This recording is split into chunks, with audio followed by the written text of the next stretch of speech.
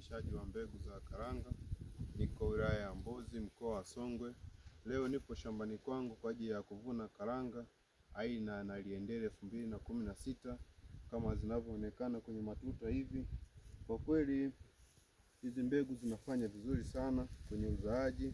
Ukiona shina la kwanza, ukiona shina la pili na mengine ambazo zipo kwenye matuta ni karanga ambazo zinazaa sana.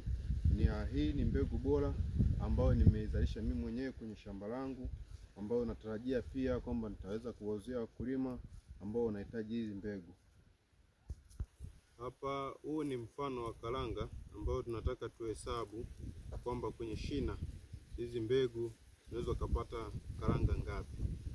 Kwa pamoja mimi nataka nianze kuhesabu, ambapo ni 1 2 3 4 5 6 7 8 9 10 11 12 13 14 15 16 17 18 19 20 21 22 23 24 25 26 27 28 29 30 31 32 33 34 35 36 37 38 39 40 41 42 43 44 45 46 47 48 49 50 51 52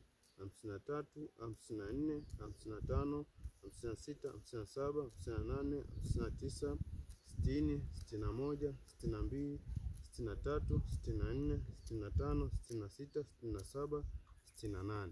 Kwa hiyo kwenye shina unaweza kupata karanga 68 kwenye shina ambalo limestawi vizuri kama hili.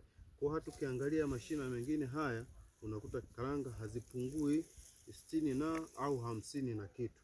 Kwa hiyo hizi mbegu zinazaa sana. Kwa hiyo mkulima tunamshauri kwamba tumie hizi mbegu kwa ajili ya mavuno mengi.